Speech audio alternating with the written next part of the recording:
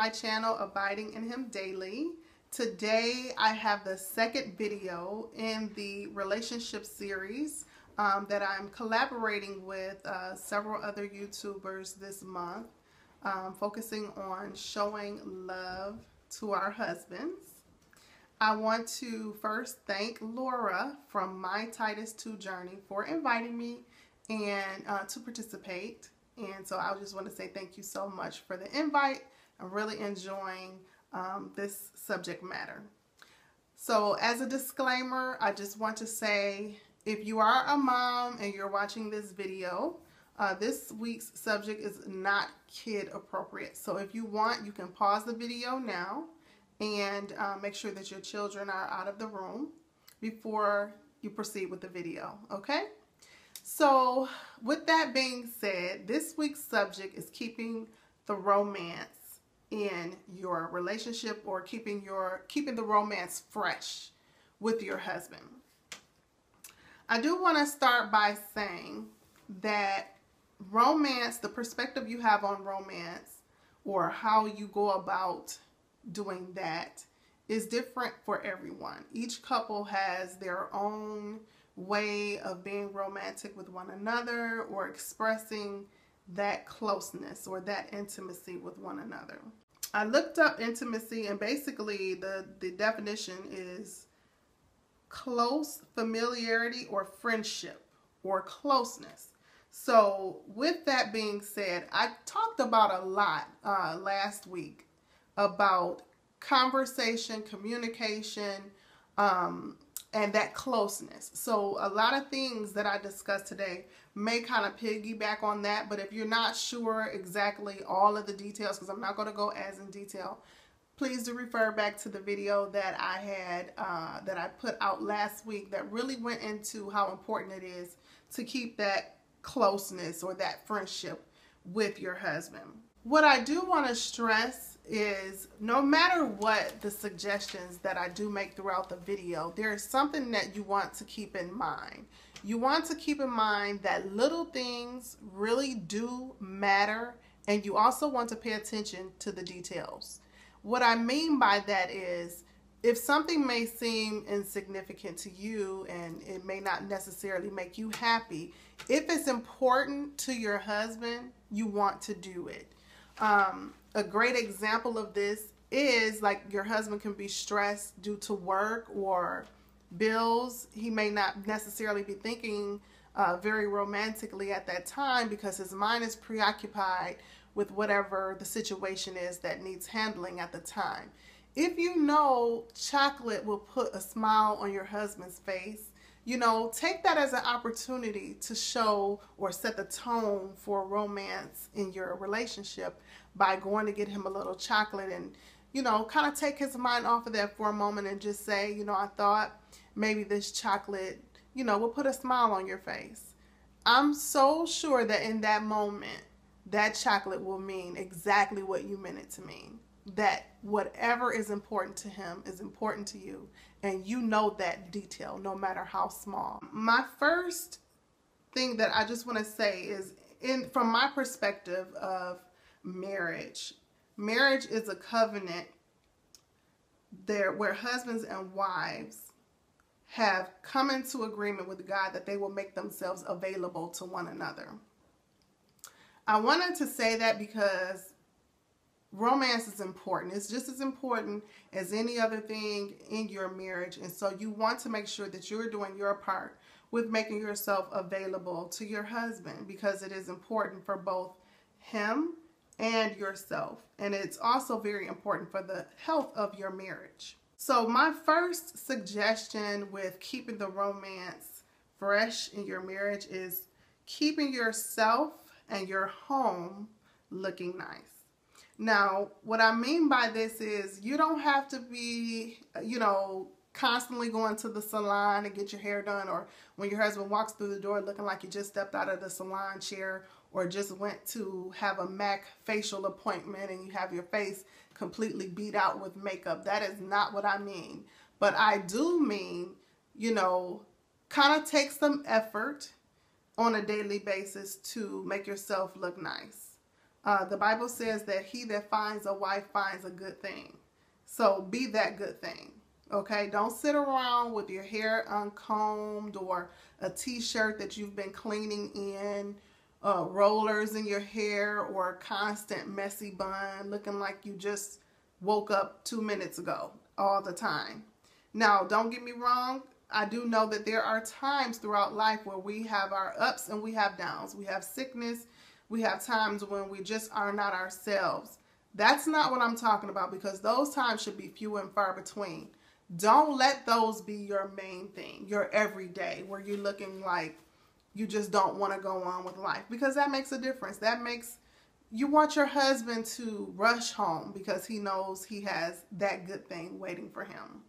Secondly, so the first one was keeping yourself and your home looking nice. Oh, I just want to say, when I say your home, the reason why I bring that up is because if there is constant chaos, clutter, clothes, laundry, shoes, just everything in disarray, that is not a good environment that's conducive for romance.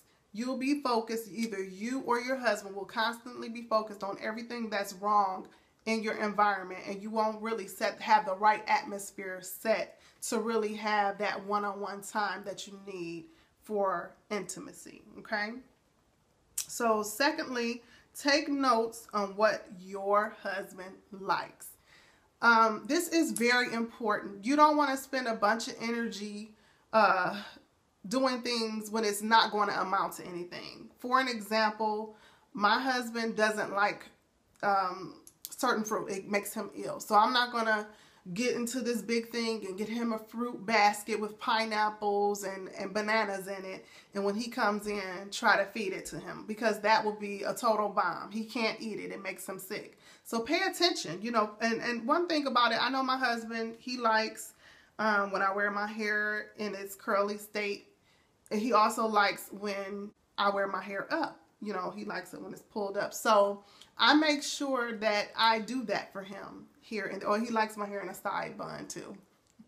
So I make sure, you know, that I put those styles in the rotation.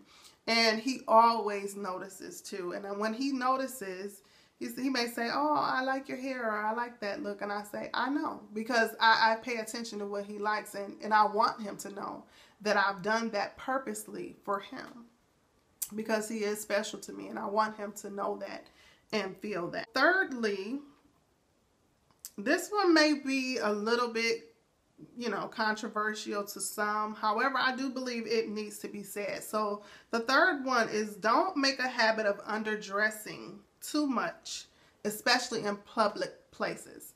Now, what I mean by this is, you know, nowadays you have so many things that are constantly being shown on social media or in entertainment on television, and women are constantly walking around with their cleavage out, or even older women, short skirts, their legs are out, big butts are a thing, so everybody wants this huge behind and all that. And that's okay in your home. And don't get me wrong, I'm not saying that you can't dress appealing or sexy for your husband, especially if you're going out. But I do mean, what I mean by that is, don't constantly have your cleavage out in public where other men are constantly looking down your shirt and they can't even focus. And now your husband has to compete with this other man for your attention, or he feels as though he has to defend your honor. Don't put your husband in that position. Keep the goods under wrap and have those unwrapped only at home, okay? So, I mean, we have to respect our husbands. If we love our husbands, we have to show them respect. And there is no better way to show them respect than to keep their things, the things that are private and only for them. Keep that only for him, okay? And keep it in your home, in your private space. Not out in public where every man can be distracted or want a piece of what they see. Okay, enough about that. My fourth point here is, make time to discuss with your husband your romantic life, where you all stand, how he feels about, you know, the things that you all do, what he likes, what he doesn't like. And that'll be a good time to just be receptive to the suggestions that he may have, or he may be open and discuss some of the things that he likes. Don't get defensive right off the bat. Be open. And that's also your opportunity to tell him what you like. Our marriage or our marital relationship is set up to mimic Christ's relationship with the church. With that being said, Christ showed love to everyone, even in the church, when it was broken. Even in times of brokenness, he gave grace, he gave salvation. So keep that in mind when you're dealing with your husband. And there may be issues with romance. Like I said in the beginning of the video, people are coming from a lot of different perspectives based on their background or past experiences. You want to keep the relationship with Christ and the church at the forefront, because when you are dealing with this romance piece and knowing that it's important, it may cause you to sacrifice sometimes your own personal feelings, or it may cause you to stretch in areas that you may not necessarily be that comfortable with. So just using Christ as an example and knowing that your husband is truly worth it, stretch yourself. Stretch yourself, and always remember the example that Christ has set for us. Okay, so my final point is take your time. What I mean by that is, I sort of discussed in my last video about dating being a process. Well, when it comes to intimacy and romance, you really want to take your time. A lot of times, proper time spent or the build-up of the whole situation is very beneficial for women. There's an old saying, you know, women are not microwaves, they're more like crock pots. So you want to kind of set the atmosphere and take your time to build up that romance, that intimacy, those opportunities that you get, and you want to make those opportunities. Don't just wait for them to fall into your lap. Make the opportunities to have that one-on-one time with your husband, because it's very, very, very important. It's important to not only your everyday life, but it's important to sustaining your marriage as well. So you want to, you know, take your time with that. Don't rush that process. Some ways to kind of enhance, or just some suggestions of things that you all can do to enhance that intimate time could be couple massages, either by a masseuse or giving each other massages, or when you're having that candlelight dinner that I was talking about, you can feed one another your food or fruit or that type of thing. And finally, just never stop pursuing one another. When you were getting to know one another prior to getting married, you were both in a pursuit to get to know one another's heart and get to know as much about one another as possible. And that is ever changing, because we are constantly growing. We're growing older, and we're, based on our experiences and our spiritual growth, we are changing. And so you want to constantly stay in pursuit of one another, and in pursuit of your husband. This is to the wives out there. You want to make that a priority. Don't ever stop dating him. Don't ever stop pursuing him and trying to find out what things are important to him, because it will make your romance life fresh, and it will also make your married life very happy. So I hope something that I said was helpful in this video. Please do leave me some comments down below. I'd like to know what you do to keep your romance fresh with your husband. And again, I'll be listing the other ladies who are participating in this collaboration. I will be listing their channels below in the description box. If you have any other questions regarding relationships or marriage outside of this video series, please do leave that down below as well. I'm going to have my husband come in on camera on one of these videos. So any questions you have that you'd like to hear us both address, we'd be happy to do that. So